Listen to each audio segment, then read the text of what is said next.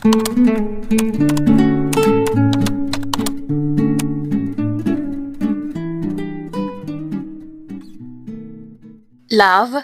please set the oven for 275 degrees.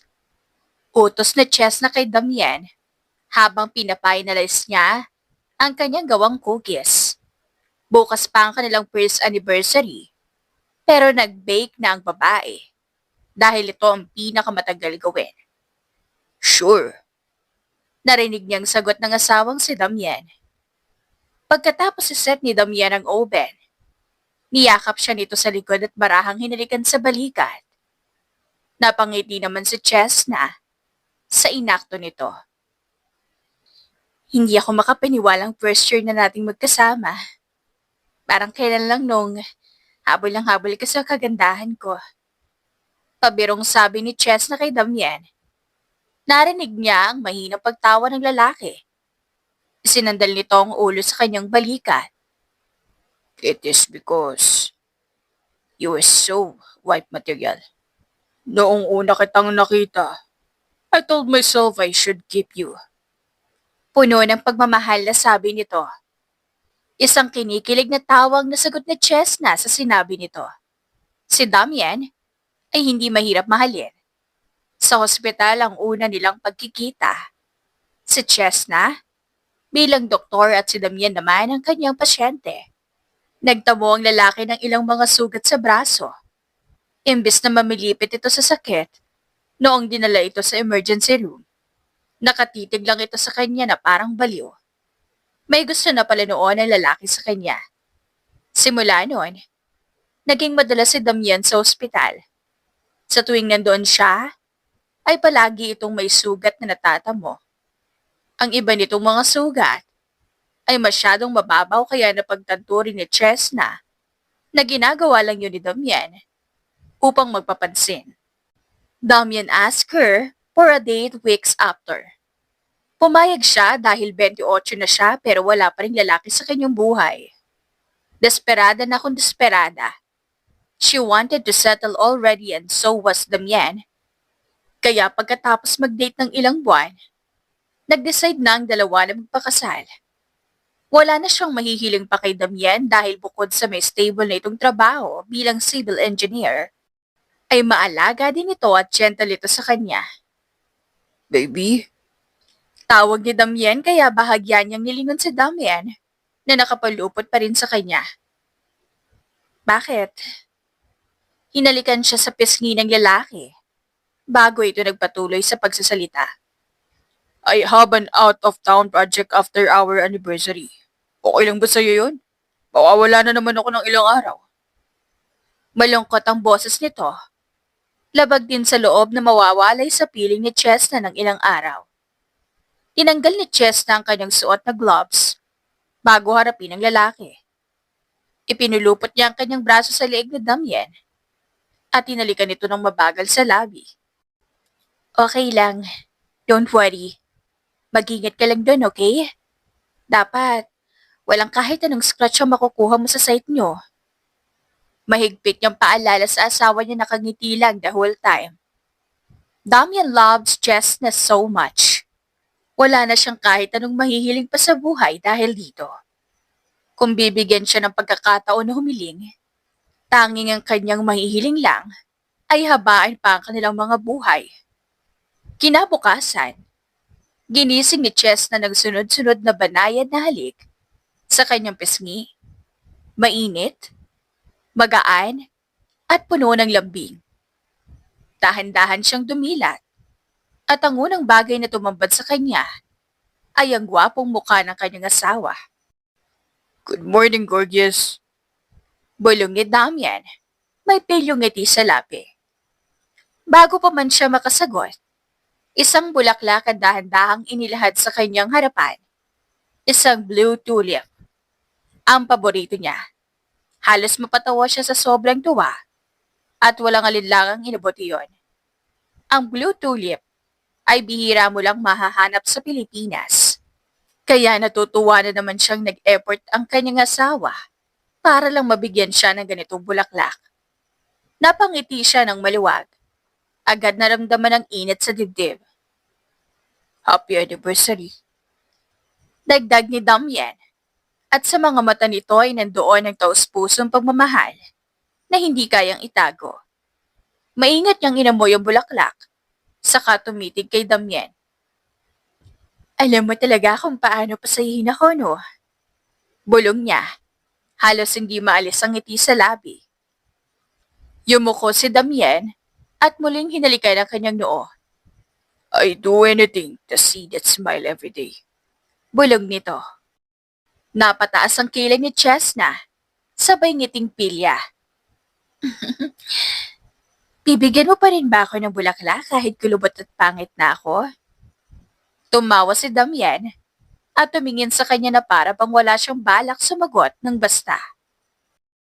Ikaw pa rin ang pipiliin ko. Kahit pa puro puti na ang buhok mo at kahit ako mismo. Malimutan ko na ang pangalan ko. Napahagikik sa chest na sa sagot ni Damian. Saka humilig sa dibdib ng asawa. Tahimik lang silang dalawa ng ilang sandali.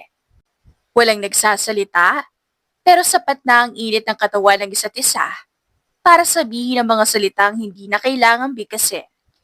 Habang banayad na hinahaplos si Damian ang likod ni Chesna, napatingin ito sa kisame. Alam mo bang ito na ang unang taon nating bilang mag-asawa? Pero parang mas matagal na tayong magkasama. Baka dahil sa dami ng pinagdaanan natin. Sagot ni Chesna, habang nakapikit pa rin at dinadama ang tibok ng dibdib ni Damian. Oh, baka dahil masyado kang clingy. Clingy? Natatawang ulit ni Damian. Ako pa talaga? Ngumiti lang sa Chesna. Ngunit sa kaloob-looban niya, naramdaman niyang unti-unti na bumabalik ang bigat na pilit niyang inililibing tuwing kasama niya ang asawa. May bahagi sa kanya na gustong manatili sa ganitong tahimik na mundo. Pero may mas malalim na bahagi ang sumisigaw ng katotohanan na hindi siya ordinaryong asawa. Hindi lang siya isang doktor na inaakala ni Damien na nagsasalba ng mga buhay sa umaga. Kung hindi isang tao ring kumikitil ng buhay sa gabi. Ito'y isang lihim na hindi niya kayang ibahagi sa sariling asawa. Na ang pagiging doktor ay isa lamang undercover upang maging low-key ang kanyang katauhan sa madla. Kilala siya sa underground sa code name na Sombra o ang ibig sabihin ay Anino. Siya ay isang elite assassin ng gobyerno na walang awa at walang puso. Ang kanyang pangalan ay isang bulong na kinatatakutan sa mundo ng mga kriminal. Love? Bulong ni Damian. Inangat ang kanyang baba gamit ang isang daliri. A penny for your thoughts? Ang serious mo. Alala nitong tanong. Naputol ang kanyang iniisip. Napatingin siya sa asawang parang binabasa ang kanyang kaluluwa. Wala. Mabilis niyang tugon. Pilit ang ngiti. Siguro, nagugutom lang ako? Tumawa si Damian. Perfect. Nagluto na ako ng breakfast natin. Tinulungan siya ni Damian na bumangon. Maliligo lang ako saglit. Sabi niya sa lalaki. Alright, maghihintay ako. Tumayo ito at nagsimulang maglakad palabas ng kwarto. Pero bago pa tuluyang makalabas, huminto siya sa may pintuan. Chesna! Tawag niya, hindi lumilingon. Yes? Tandaan mo to. I would always love you. Mahina siyang natawa. I love you, Damien. Nang makalabas ito, sumikip ang kanyang dibdib. Gusto niyang sabihan ng lalaki tungkol sa kanyang trabaho. Hindi sa wala siyang tiwala sa lalaki, pero hindi niya maiisip kung ano ang magiging reaksyon nito. Isa siyang taong pumapatay ng tao para sa pera. Kahit na gusto niyang umalis sa ganoong klaseng trabaho, hindi sasang-ayon ang mga taong naglagay sa kanya sa ganoong trabaho. Ito ay klase ng trabaho na lifetime niya nang dadalhin. Walang salitang quit sa kanila. Bumuntong hininga si Chesna. Kailangan niyang iwaksi ang mga ganong thoughts sa araw na dapat ay masaya lang, sa araw ng kanilang anniversary. Kung hindi ay mahahalata ni Damien ang mga iniisip niya. Matalinong lalaki si Damien. Mapapansin at makakaramdam kaagad ito na may mali sa kanyang kinikilos. Ganoon siguro talaga kapag binibigyan ka ng atensyon at kalinga ng lalaki. Kinagabihan, sa isang private villa na may view ng karagatan, nagsasayaw ang ilaw ng mga kandila sa hapag habang humahampas ang alon sa malapit na baybayin. Tahimik ang paligid. Tanging ang malamig na jazz music mula sa vintage speaker ang bumabasag sa katahimikan. Ito ang surprise ni Damien sa kanya bago mag-end ang araw ng kanilang anniversary. Suot ni Chesna ang isang simpleng eleganteng puting dress.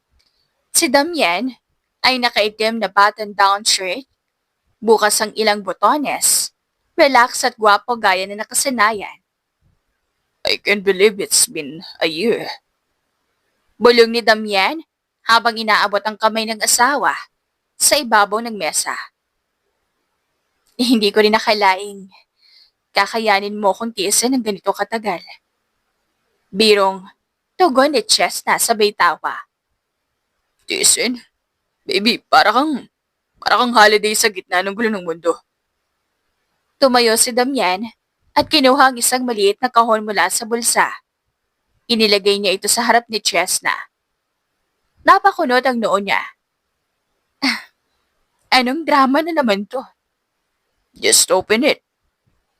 Pagbukas sa Chesna ng kahon, isang kwintas ang nasa loob.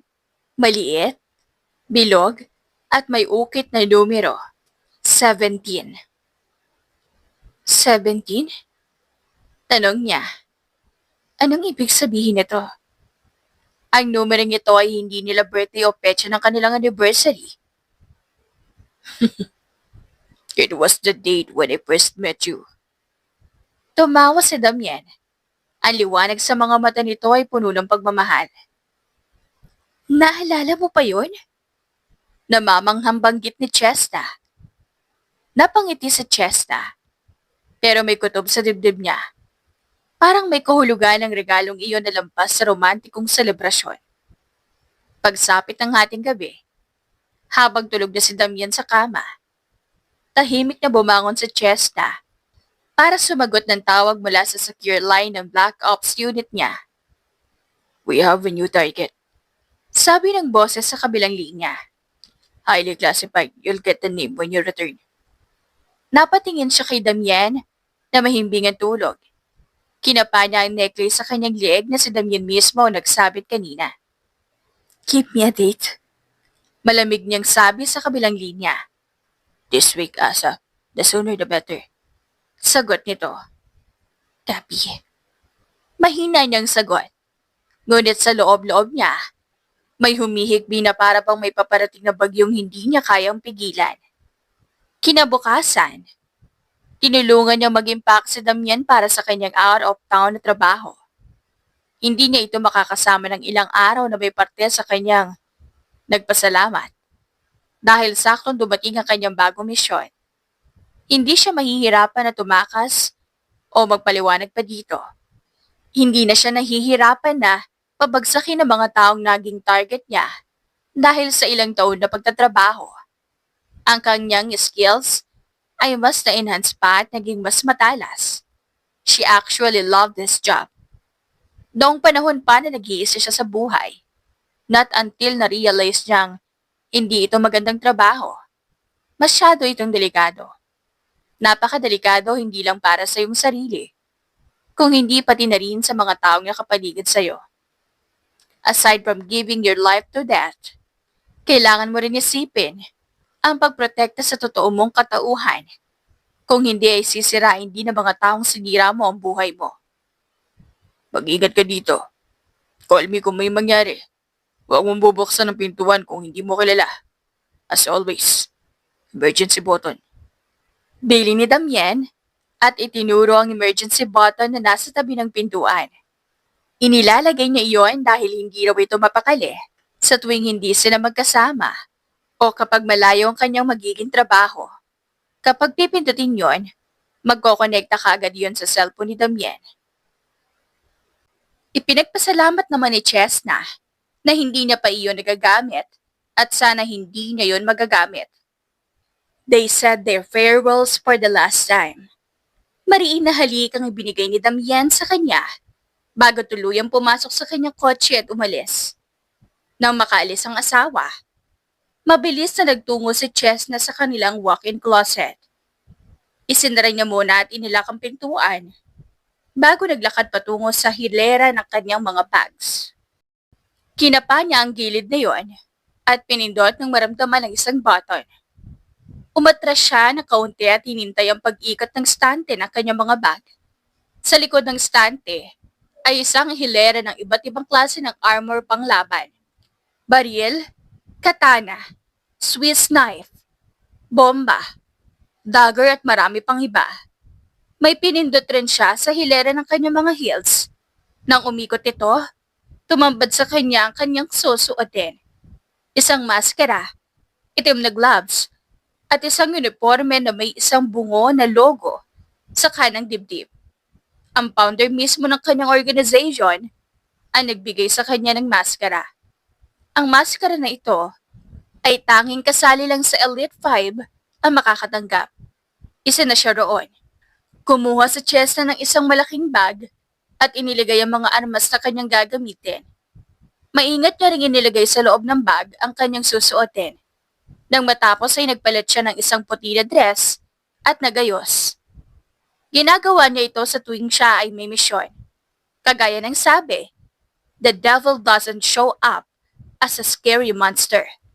Sometimes, the devil show up in a white dress carrying an angelic face with thorns. Sinulyapan ni Chess ng kabuuan ng kanilang tahanan matapos ilak ang mga pintuan at bintana bago pumasok sa kanyang kotse na tinanggalan niya ng plate number. Ang kanyang tanging hiling ay makabalik siya at masisilayan niya ulit ito nang walang kahit anong gasgas na natatama mula sa kanyang misyon. At makabalik kay Damien. Mahinang bulong ni Chesna. Gabi na nang makarating siya sa kanilang headquarters. Suot niya ang kanyang uniforme at maskara, bitbit ang kanyang bag nang bumaba siya sa kanyang kotse. Napapalingon naman kaagad sa kanya ang mga ibang tauhan sa kanya. She wasn't surprised. Ang Elite 5 ay bihira lang sumusulpot sa headquarters dahil mas delikadong misyon ang kanilang mga hinahandle kaya mataas rin ang kanilang magiging pahinga. 1 taon ng pahinga ang pinakamatagal na ibigay sa'yo. Hindi na siya hinarangan ng guards pagdating sa entrada. Kaagad siya nitong pinapasok pagkatapos yumuko bilang pagbati. Tumiretso siya sa opisina ng kanilang founder. Hindi niya nababatiin ang kanyang mga kasamahan na nasa kabilang building dahil kailangan niyang matapos ang misyon na ito. Kaagad, bago pa bumalik si Damien mula sa kanyang trabaho. Pagdating ay kumatok siya ng ilang beses sa pintuan. Pinagbuksan siya ng isang babaeng nakamaskara at kinapkapan ang kanyang katawan. Clear, sabi nito at kinuha ang hawak na bag ni Chesna. Hindi pwedeng may dala na patalim sa tuwing kakausapin mo ang founder. Ganito kahigpit ang kanilang seguridad. Nice to see you again, Sombra. Bati sa kanya ng founder. Suot nito ang kanyang gintong maskara na buong mukha nito ang nasasakop. Hindi kagaya sa kanilang lahat na mata at ilong lang ang natatakpan. May I know the target, ma'am? Diretso niyang tanong na nagpatawa sa babaeng kaharap. Hindi ka pa rin talaga nagpapago. Mainipin at nagmamadali ka pa rin. Sabi nito. Though, gusto ko din naman yan sa'yo. Nagagawa mo ang trabaho ng mabilis at malinis. Dagdag nito, hindi sumagot si Chesna sa sinabi nito. May kinuha ang babaeng kaharap na isang pula na briefcase bago niya ibigay kay Chesna. Open it. Utos nito. Tumambad sa kanya ang isang maraming pera sa loob. That is $500,000,000 kapag natapos mo ang misyon. You'll get the other half. Inform nito. Tumango lang siya bilang sagot at nagpaalam na. Nang makarating sa pasilyo kung nasaan ang hallway ng Elite 5, dumiretso siya sa isang pintuan na may nakalagay na numero 1 nakaukit. Sa ibaba ng numero ay nakalagay ang kanyang codename na Sombra. Kaagad siyang pumasok at tinilak ang pintuan. Inilapag niya ang kanyang bag at pinuksan ang briefcase. Inilabas niya ang mga pera na nandoon. Sa ilalim noon ay isang brown envelope na naglalamay ng mga impormasyon ng kanyang target. Binasa ni Chess na ang impormasyon na nasa isang papel. Target's information. Codename Lucero. Classified tag 17. Name unknown. Age unknown. Occupation leader. Net worth estimated 800 billion. Inusisa pa ni Chess na ang iba pang impormasyon na binigay sa kanya ng founder. Mukhang mas mahirap ang misyon na binigay sa kanya ngayon. Wala masyadong impormasyon ng kanyang target. Kahit totoo nitong pangalan ni wala silang alam. Kaya pala 17 out of 20 ang inilagay nila bilang classified tag. The more na mataas ang numero, the more na mahirap ang target hanapin o patayin. Napaismid siya sa inis. Assassin ako, hindi investigador. This Lucero was the first target that she found difficult. Hindi pa nga ako nakakapagsimula na i-stress na ako. Hindi na siya nagsayang ng oras pa. Nagaya siya ng isang itim na silk dress na hapit sa kanyang buong katawan at nag-expose ang kalikod at pinaresan niya ng isang pula na heels. Sa isang bar ang ibinigay sa kanyang address ng founder. Doon raw palagi nagpapakita ang target. Doon din nila ginagawa ang kanilang mga transaksyon sa kanilang mga kliyente. Hindi natukoy kung anong transaksyon ang kanilang ginagawa pero wala na siyang pakialam pa. Natuklasin iyon. Ang kanyang tanging gagawin lang ay patayin ang target at tapos na. Ang unang misyon niya ngayong gabi ay kuhanin ang atensyon ng kanyang target. Tinakpan niya muna ng itim na roba ang katawan at binitbit ang bag na dala niya kanina. Suot pa rin ang kanyang maskara. Kinikilabutan pa rin talaga ako sa tuwing nandito siya. Narinig niyang bulong ng isang grupo ng kababaihan sa lobby. Maraming tao at marami ring nakatingin sa kanya. Hindi na bago kay Chess na mga ganong senaryo. Isang itim na kotse naghintay sa kanya sa labas, na kayang makipagsabayan sa mga sports car. Kailangan ng ganito kabilis na kotse kung sakaling may habulan na mangyayari. This was provided by the founder. Nang makarating sa lugar, binuksan niya ang bag at kumuha ng isang baril bago inilagay niya sa kaliwang hita. Naglagay siya ng isang dagger sa loob ng kanyang bra at sa ilalim ng kanyang dalawang heels. Wala siyang balak na patayin ang target ngayong gabi, pero magdadala siya for self-defense just in case. Kailangan niya munang alamin ang mga kinikilos ng mga ito. Lakas loob siyang pumasok sa loob ng bar, suot ang kanyang maskara. Wala na siyang pakialam kung magtaka ang mga ito kung bakit niya suot yon. Kung gayon, ay hindi naman masquerade ang team ng bar. Isang malakas na tunog ng musika at hiyawan ng mga lasing ang sumalubong sa kanyang pagpasok. Inilibot niya ang paningin bago naglakad sa isang bakanting table na sapat na para makita niya ang kabuuan ng bar. Mula dito, mauobserbahan niya ang mga kilos ng mga tao. Hindi na siya nabigla nang may isang lalaking humaplas sa kanyang likuran at tumabi sa kanya. Napaikot sa chest na ng mata. Sumpong ko kaya to kay Damien? Saad ni Chess na sa loob ng kanyang isipan. Are you alone? Tanong nito. Inosente niyang nginitian ng lalaki at inalis ang pagkakahawak nito sa kanyang likuran. May nakikita ka bang hindi ko nakikita? Sarkastiko niyang sagot dito. Ibinaling ni Chess na ang kanyang atensyon sa mga tao at hindi pinansin ng lalaking panay ang daldal sa kanya. Hey, ano pangalan mo? I'm Jace. Nagpanting ang tenga ni Chess na sa narinig. Jace? Pag-uulit na Chess na at pilit na inaaninag ang mukha ng lalaki. Madilim ang paligid dahil sa LED lights. That's correct. Inilihad ng lalaki ang kamay nito. Napakagat ng labi sa chest na nang tuluyan na makilala ang lalaki. Si Chase ay ang kasamahan ni Damian sa trabaho. Magkasama ang dalawa sa lahat ng project ni Damian, kaya ano ang ginagawa nito dito? Wala pa itong trabaho? Sa bagay, nasa mukha naman ito ang umabsent para lang makapaglibang sa ganitong lugar. Palihim na napakuyom ng kamao sa chest na at naggawad ng isang matipid na ngiti bago inabot ang kamay ng lalaki. Ay, Mia, sagot ni Chess na sa lalaki. How about I treat you a drink? Let's go to the VIP room. Aya ng lalaki. Sa hindi malamang dahilan ay nag-iba ang kanyang pakiramdam. May mission pa siyang aasikasuhin pero parang may nagtulak sa kanyang sarili na sumama sa lalaki. Sa huli, mas pinili niyang sumama kay Jace. Pumunta sila sa panibagong palapag, hindi magulo rito at katamtaman lang ang volume ng musika. Pinaupo siya ni Jace sa isang sopa bago ito tumawag ng isang waiter. Give us a drink, my usual. Right away, sir. Nilibot ni Chess ang kanyang paningin sa paligid. Napangiwi siya dahil may gumagamit pa ng pinagbabawal na gamot sa isang sulok. Bakit mag-isa ka lang dito? Are you broken? Hindi ako broken. Then, I just wanted to have some fun. I see. Tumango si Jay sa kanya. Hindi mo ba huhubarin ang mas mo? No. Malakas na napatawa ang lalaki sa kanyang sinabi. I like you straightforward. Do you have a boyfriend? Tanong niya naman ng lalaki. I don't. Tipid niyang sagot sa lalaki.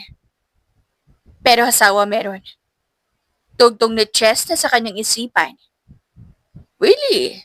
That's a good news. Then, natutuwang sabi ng lalaki at nilagok ang kanyang alak.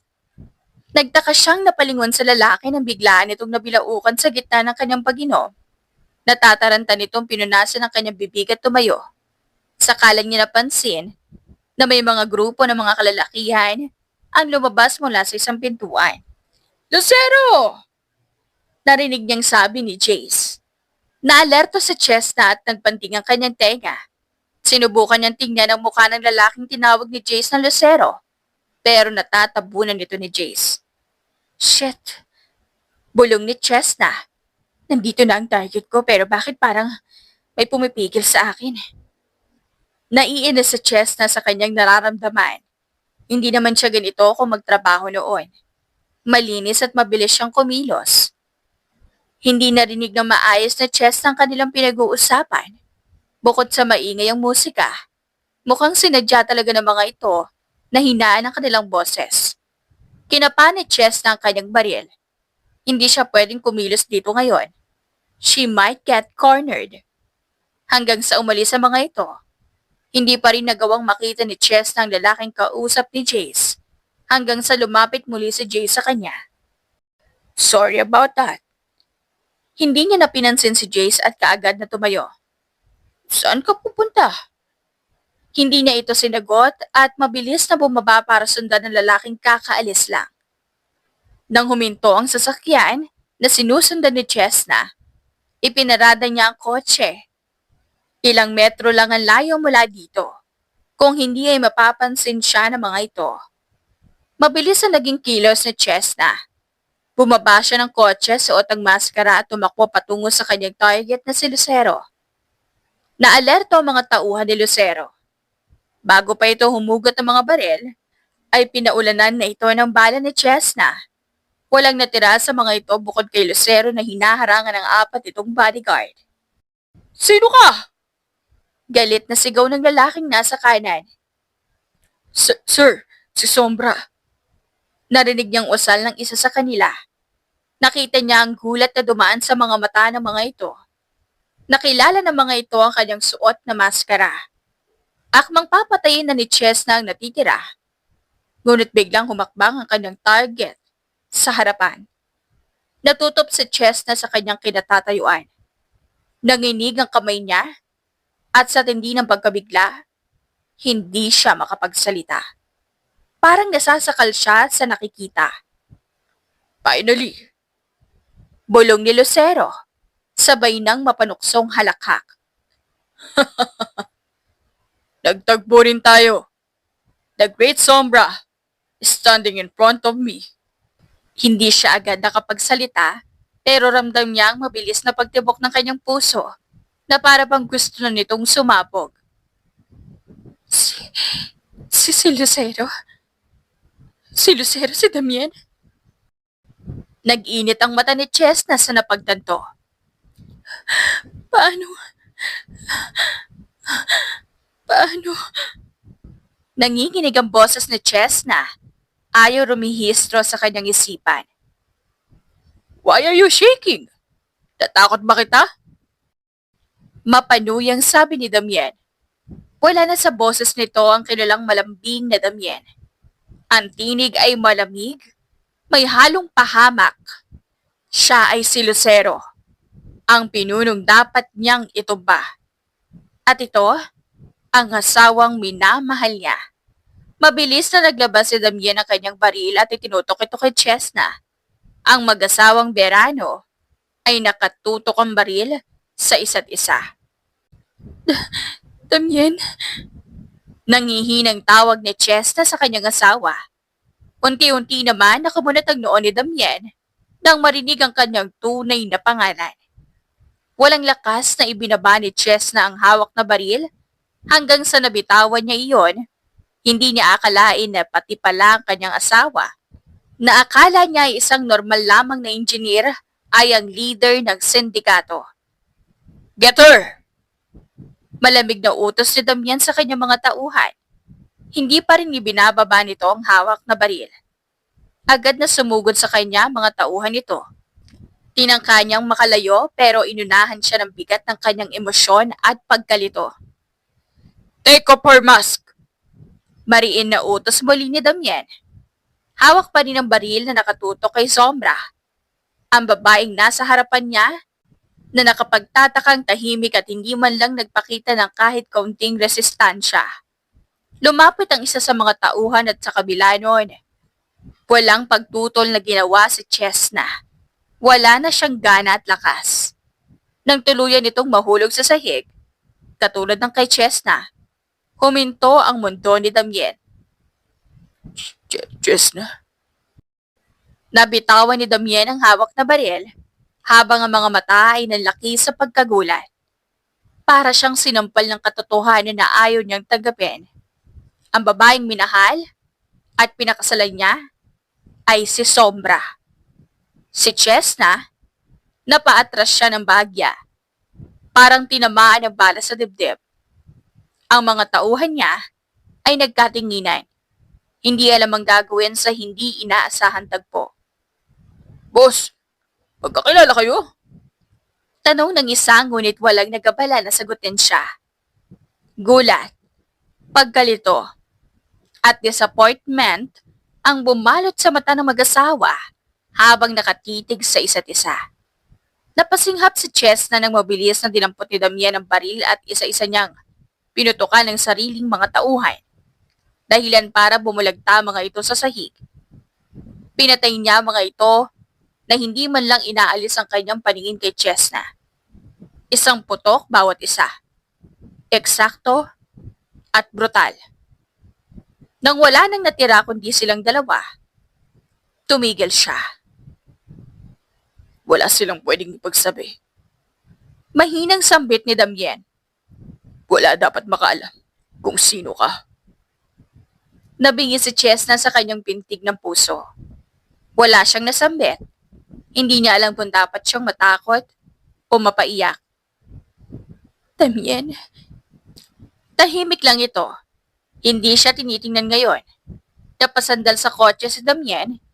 Pinikit ang mga mata na para bang pinipigil ang pagbagsak ng sarili niyang mundo. Why? Nakayoko na sambit ni Damien. Napapahilamos din ito sa kanyang mukha. Ako dapat ang magtanong sa iyo niyan, Damien. Napaangat ng tingin si Damien nang marinig ang malamig na boses ng asawa. Engineer? Really? Napakasinungaling mo. Puno ng hinanakitang boses ni Chesna. Baby, Hindi hinayaan ni Chestnut na makalapit si Damian sa kanya. Mabilis niyang dinampot ang kanyang baril at pinaputukan ang asawa sa balikat. Kahit may galit siya sa lalaki, hindi niya pa rin ito gustong mamatay. Hihintayin kita sa bahay. Walang nagawa si Damien nang umalis sa Chestnut. Hindi niya man lang pinansin ang sakit sa kanyang balikat at nanatiling nakatanaw sa bulto ng asawang papalayo. Kinaumagahan, parang lantang gulay na bumangon sa Chestnut sa kanilang kama. Hindi niya na mabilang kung ilang balde na ng luha ang kanyang nailabas. Pagkatapos magayos ang sarili, ay bumaba siya para magluto ng kanilang almusal. Kahit na may sugat ang lalaking iyon, alam niyang hindi ito magpapaawat para lang makauwi ito sa kanilang bahay. Hindi siya nagkamali ng isang malakas na harurot ng sasakyan na huminto sa harapan ng kanilang bahay. Hindi na siya nagabala na tingnan pa ito. Chestnut. Narinig niya ang boses ni Damien. Ilang sambit pa sa kanyang pangalan ang ginawa ni Damien pero hindi siya sumagot. Saka lang siya sumulyap sa entrada ng kusina nang pumasok ang lalaking hinihingal. Nadapo ang paningin ni Chestnut sa cast na sumusuporta sa braso nitong binaril niya kagabi. Love. Tumalikod si Chestnut upang hindi makita ang naluluhang mukha ng asawa. Hindi dapat siya magpatalo sa kanyang emosyon. Hindi niya pa alam kung totoo ba o kasinungalingan lang lahat ang pinapakita ni Damien sa kanya. Love. Please. Pumulupot sa kanyang bewang ang isang kamay ni Damien dahil injured ang isa. Let me explain. Please. Umupo ka muna, Damien. You don't call me love anymore. Mabilis na hinarap ni Chess ng lalaki at sinama ng tingin. Umupo ka. Alright. Upo ako. Pagsuko nito at umupo sa kabisera ng mesa. Inilapag ni Chess na sa mesa ang kanyang niluto. Kinuha niya ang plato at kubyertos na hinanda ni Damien at umupo sa kabilang dulo ng mesa. Hindi na pinansin ang reaksyon ng lalaki. Umupo ka sa tabi ko, please. Kumain ka na, Damien. Magpapaliwanag ako. Pagpupumilit pa din nito. Bumuntong hininga si Chess na sa katigasan ng ulo ng lalaki.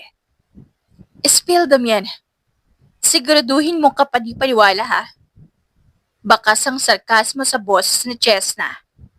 Kumunot ang noon ni Damien. Why are you acting like that? Hindi ka rin nagsinungaling sa akin?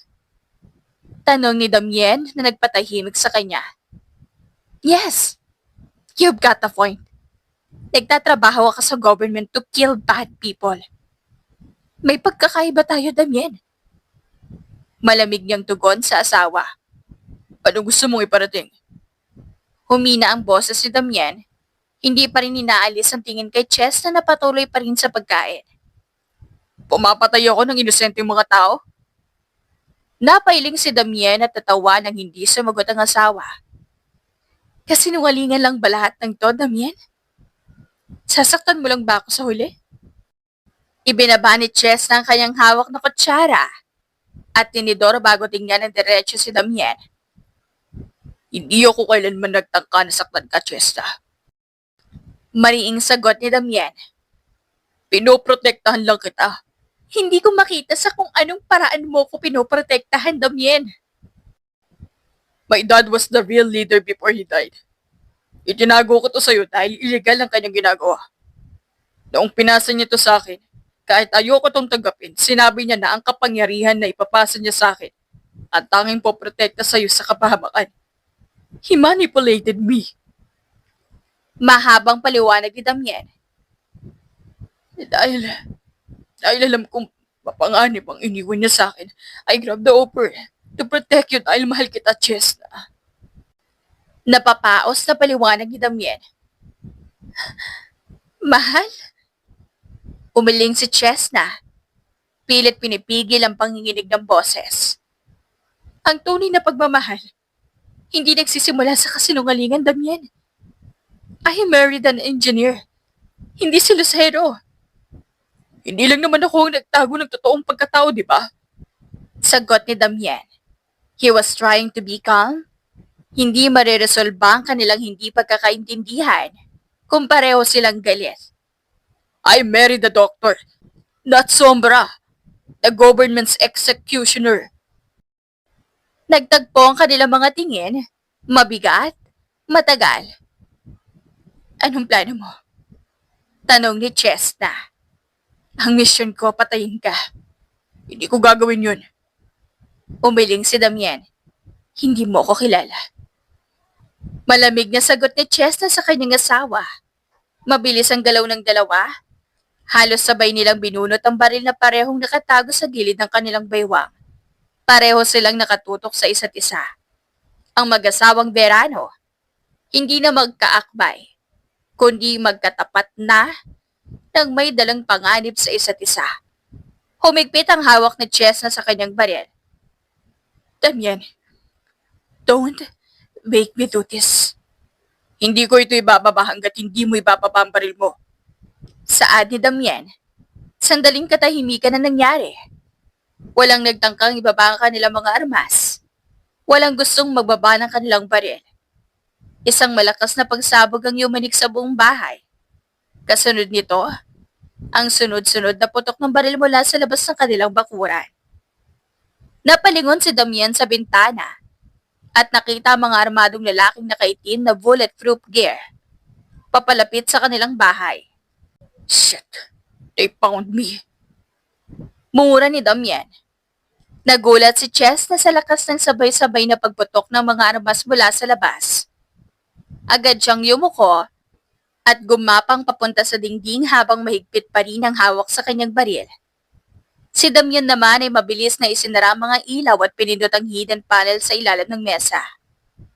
Lumabas ang maliit na storage na may lamang armas at smoke grenades. Namangha si Chess na dahil doon.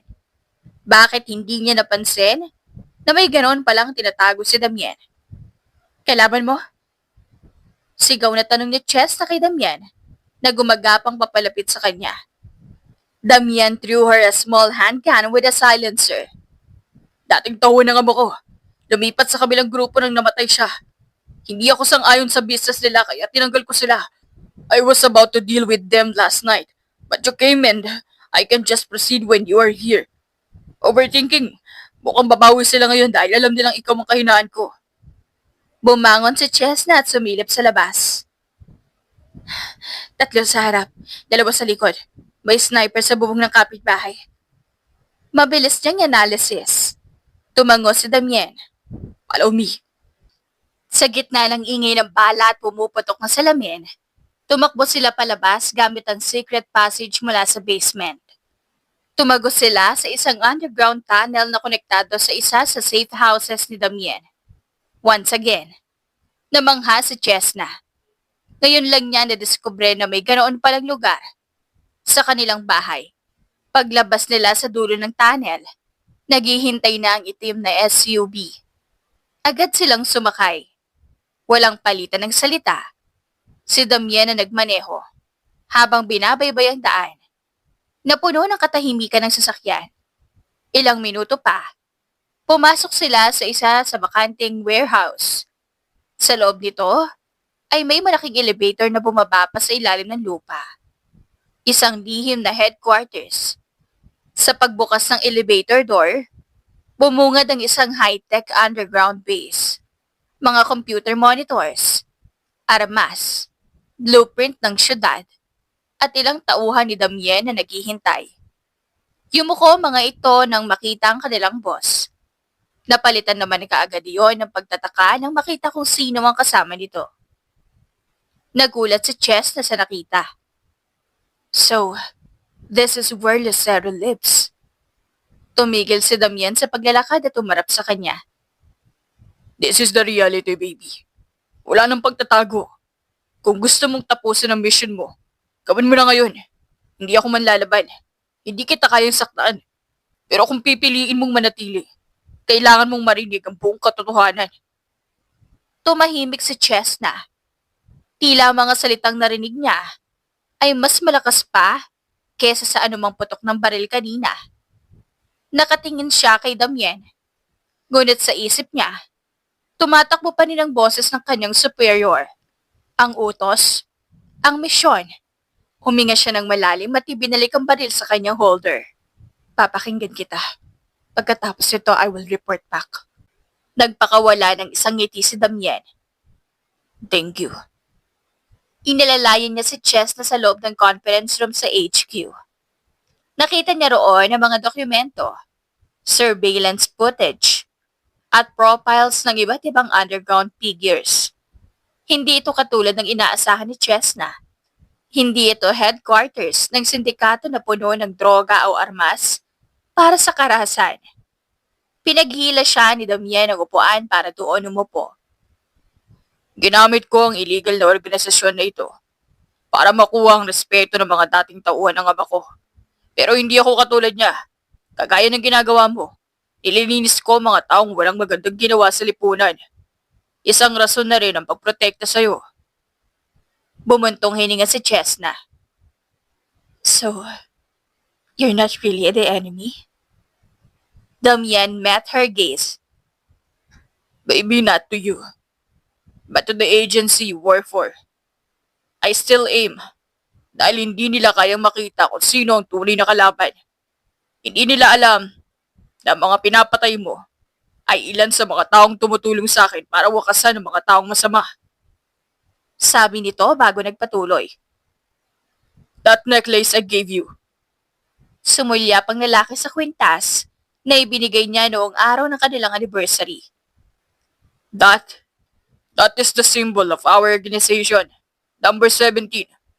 When you spell out the word 17, you can spell the word Bentasin. Ang pangalan ng aming organisasyon.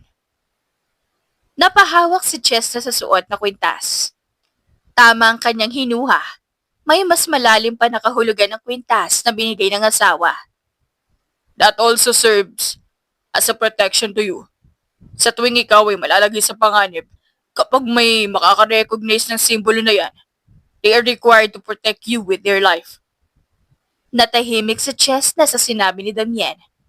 Ganon nga talaga kapangyarihan ng isang lusero. He has ears, eyes, and hands everywhere. Bakit? Bakit umabot ka sa ganito para lang protektahan ako? Kasi mahal kita, baby. Kinuha ni Damien ang kanyang kamay at inilapat nito sa mukha ng lalaki. I could even burn the world for you. Puno ng sinseridad ang boses nito. Naputol ang kanilang pag-uusap na may pumasok sa loob ng silid. Napahawak pa ang taong iyon sa kanyang tuhod sa hingal. Mukhang tumakbo ito para makapunta lang dito. Nabalitaan ko na baril. Hindi natuloy ang sinabi nito na magangat siya ng tingin. Otsa, alam mo na. Hindi makapaniwalang tanong ni Jace kay Chesna. At siya ang nagbaril sa akin. Tila proud pang sabi ni Damien at hinalikan ng likod ng palad ng asawa. Hindi makapaniwalang napasinghap si Jace sa inakto ng kanyang kaibigan at amo. At talagang masaya ka pa. Tahimik sa loob ng kwartong pansamantalang ibinigay kay Chesna sa headquarters ni Damien. Madilim. Maliban sa maliit na ilaw mula sa lampshade sa tabi ng kama, hawak niya ang isang secured satellite phone. Ang direktang linya sa pounder. Mabigat ang hininga niya habang hawak ang telepono. Ilang segundo siya nag-aalinlangan bago niya ito pinindot. Isang saglit pa at sumagot ang isang pamilyar pero malamig na boses sa kabilang linya. Sombra. Narinig niya ang boses ng pounder. Huminga ng malalim si Chesna bago sumagot. Ma'am, kailangan nating mag-usap. Is that target neutralized? Natahimik si Chesna. Mariin siyang napapikit. Negative. The target is still alive. Then you know what must be done. Terminate Lucero. Napahilot sa kanyang sentido si Chesna sa sinabi nito. Hindi ko kayang ituloy ang misyon, ma'am. Kinabahan siya nang tumahimik ang kabilang linya ng ilang segundo. Explain. I personally know the target, ma'am. Hindi siya pwedeng magsinungaling dahil mas bibigat pa ang kanyang kasalanan kapag ginawa niya yon. Malalaman at malalaman din naman nila ito kaagad. They were in the government.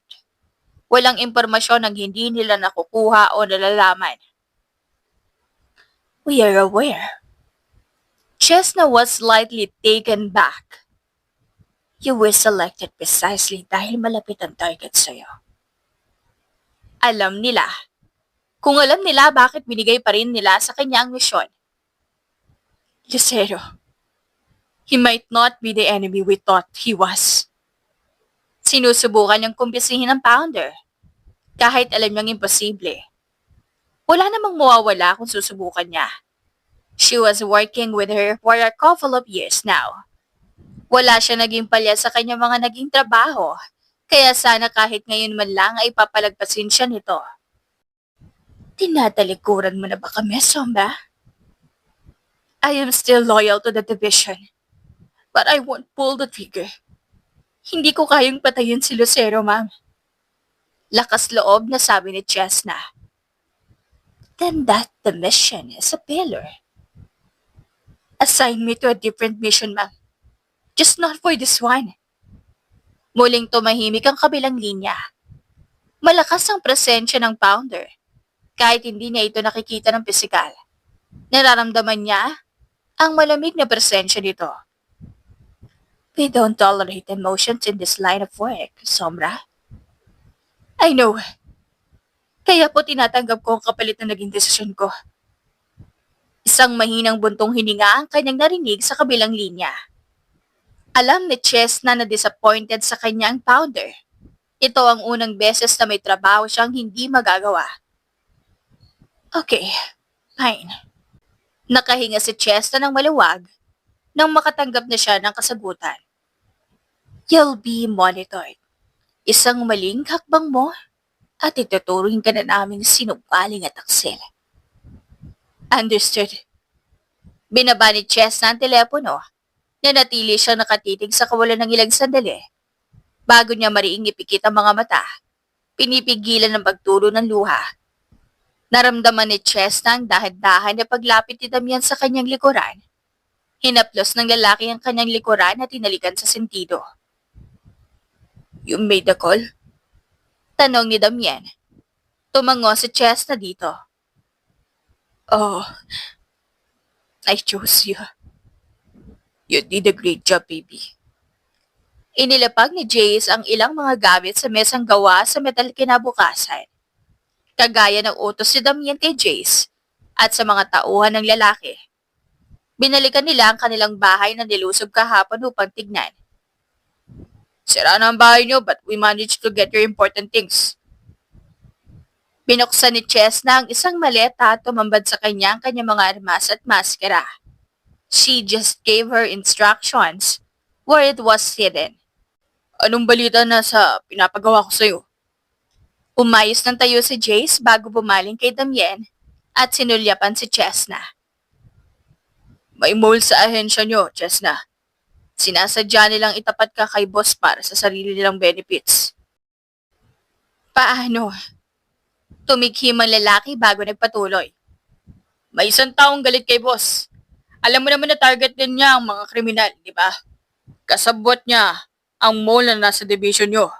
They managed to dig deeper at nakuha nila ang katawan niya dahil aware naman silang hindi nila kayo kakayanin. Sinadya nilang ipagtapat na lang kayo. Nilingon ni Jay sa Chesna. Kapag napatay ka ni boss, mananalo sila. Si Damian naman ang sunod na tiningnan ni Jace. At kung mapatay ka rin ni Chesna, mas lalo silang magsasaya dahil nanalo sila. Nagkatinginan ng mag-asawa sa nakuhang impormasyon. Walang taong pumasok sa kanilang isipan na posibleng gumawa nun sa kanila. Marami silang nakakalaban at nag-ahasik na ng paghihiganti ang mga taong yon. Pero inside the division, sino naman ang may lakas ng loob na banggain sila? Binasa ni Chesna ang kanyang labi. Please, pakicheck ang ibang miyembro ng Elite 5. Sila lang ang may kapangyarihan na manipulahin ng confidential information aside sa Pounder. Noted. Sagot ni Jace. Do you have anything in mind, love? Tanong ni Chess na kay Damien. Bumuntong hininga lamang ito at tumiling. Sa dami ng kalaban at taong may galit sa akin, hindi ko alam kung sino sa kanila ang may gawa nito. Biglang bumukas ang pintuan ng conference room at marahas na pumasok ang isa sa mga tauhan ni Damien. Bakas sa mukha nito ang pag-aalangan. Sir, nahanap na namin ang lokasyon ng kalaban. Hinihingal niyang anunsyo. Pero, hindi kami makapasok sa system nila. Hindi namin na ma-disable ang mga camera nila na nasa loob. Kaagad na sinundan ng tatlong lalaki. Hinarap nila ang napakaraming screen. Nasaan ang kanilang base? Tanong ni Damien. Ipinadala na po namin sa secure drive, sir. Sagot ng isa pang tauhan. Sabay abot ng device kay Jace. Bago pa man maabot iyon ni Jace, kinuha niya ang drive at pinaalis ang lalaking nakaupo at nakaharap sa screen. Ang bawat galaw niya ay may kumpiyansa. Ako nang bahala. Kalmadong sabi niya. Wait, ikaw, marunong ka bumagak? Tanong ni Jace, hindi makapaniwala. Mapanghamon ang ngumiti si Chesna. Akala nyo ba, patayan lang ang kaya ni Zombra? Tahimik si Damien pero hindi niya may tago ang pagkamangha. Kahit siya, hindi niya alam ang lawak ng kakayahan ng asawa. Mabilis at maayos ang galaw ni Chesna habang kinokonekta ang drive. Pumasok siya sa system na tila isa yung larong matagal na niyang sanay laruin. Sa loob ng ilang minuto, nakita na nila ang live feed ng compound. Ang buong gusali, ang mga silid, ang mga bantay. Pero ang higit na nagpatigil sa lahat ay ang isang silid na may dalawang taong nag-uusap sa loob. Pinuno ng katahimikan ng silid, walang lumabas na salita sa bibig ni Chesna habang tutok na tutok sa screen sa kanilang harapan. Ang babaeng nakaitim na Amerikana ay walang iba, kundi ang founder suot pa rin ang maskara nito. At ang kaharap nito, General Ocampo? bulong ni Jace, nanlaki ang mga mata. That bastard! Hindi pa rin natakot sa banta ko. Mahinang gusal ni Damien. Zinom na chest na ang footage ng dalawa. Sinusubukan din niyang kuhanin ng kanilang mga boses, pero tanging footage lang ang kanyang nakuha. May sabuatan. Chesna was disappointed. Bakit nandun sa lugar na iyon ang founder? Ano ang ginagawa nito dito? Hindi niya matanggap na isa pala ito sa may pakana ng lahat. Pakitang tao lang kaya iyong sinabi niya sa tawag kanina? There's no way the founder will let her alone. Tumayo si Chesna at tumarap sa kanila. Ang determinasyon ay malino sa kanyang mukha. Ngayon, alam na natin kung sino ang tunay na kailaban. Napangiti si Damien sa kanya. Hindi na ito ang parehong babaeng pinakasalan niya bilang isang ordinaryong doktor. Hindi rin siya ang lalaking naakala ni Chesna na isang simpleng engineer. Wala ng mga maskara. Ngayong malinaw na ang lahat, iisa lang ang natitirang gawin. Tulungan mo kung papagsakin sila. Ani Damien. Ngumiti si Chesna. Malamig ngunit tiyak. Sabay natin silang bububagin. Kinabukasan, sa silid ng headquarter ni Damien ay punong-puno ng tensyon. Nakalatag sa mesa ang blueprint ng compound ng kalaban.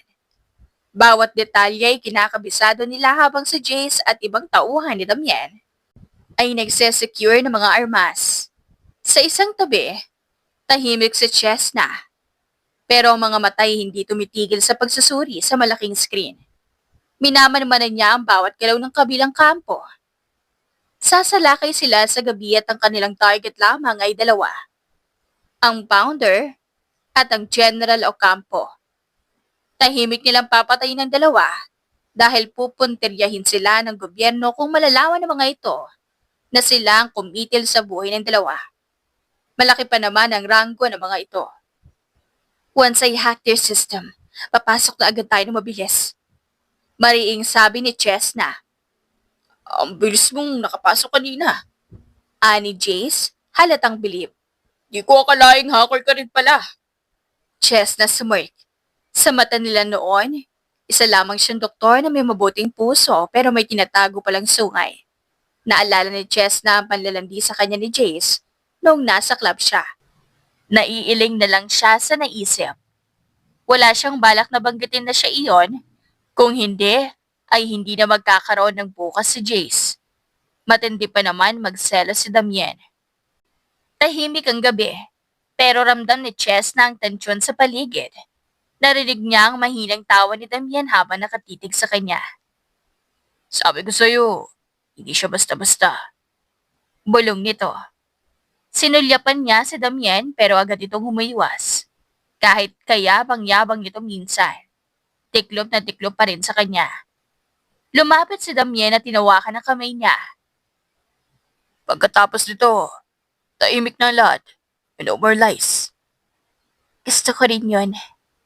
Pero kailangan muna nating lampasan si kamatayan. At doon na nagsimula ang gabi ng isang delikadong misyon kasama si Jace. Walang backup. Daan sa damuhan, silang tatlo lang. Si Chess na sa tech, si Damian sa action, at si Jace sa suporta. Tahimik ang kilos, sanay sa dilim. Security feed down, we're good to go. Anunsyo ni Chess na. Nilapitan siya ni Damian, hinalikan sa labi. Ingat ka. Huwag mo kong iiwan. Kapag nasaktan ka, magagalit ako. Ngiti niyang sagot. Lusot sila sa unang bantay. Si Jace, laging alerto. Habang umaakyat sila sa hagdan, biglang humawak sa chest na sa braso ni Damien.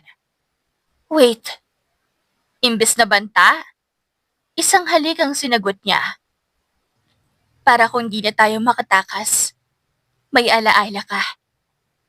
Si Damien, walang salita. Niyakap siya tinalikan uli.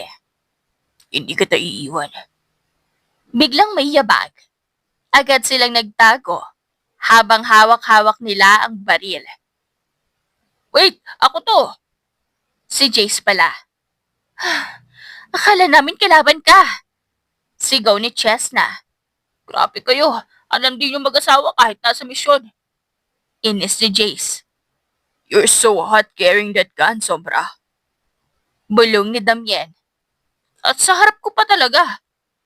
At sa loob ng command room, naroon ang founder at General Ocampo. Tinutukan nila ng baril ang dalawa. Bakit mo pa kami pinahamak? Tanong ni Chesna sa founder. Para mailabas ang kabulukan sa loob ng sistema. Sagot nito. Si General, nagulat. Tinaksil siya ng sarili niyang kasama. Lahat ng usapan namin recorded. Nagulantang ang lahat ng sumabog ang labas. Jace, ikaw ba to? Nope. Sagot ni Jace. Mga tao ko yan. Kayo na ang pahala sa kanya. Sapat ng founder. Sinubukan siyang lapitan ni Chesna pero Don't get hurt. bulong ni Damien. Hinila siya palayo at pinutukan ng kalaban. Nang makatakas si Ocampo, umarangkada na si Chesna. Si Damien, takot pero proud. Baby, hintayin mo ako. Lucero, sombra yan. Sabi ni Jace sa earpiece. Nakita niyang sinolo ni Chesna ang 5 lalaki. Pinagbabaril niya ang mga binti ng mga ito habang pinapanood ang asawang parang halimaw kung makipaglaban. Tama, parang date lang to ha. Isang lalaki ang sinuntok, inuntog, at pinatumba ni Chesna. Please, napagutusan lang ako. Pagmamakaawa nito, hindi siya pinakinggan. This is for your general, and this is for shooting my master. At muling inuntog ito ng malakas. Sabay putok sa kalabang may kutsilyo ni Damien. I love you. Bulong ni Chesna. You look so beautiful in bed.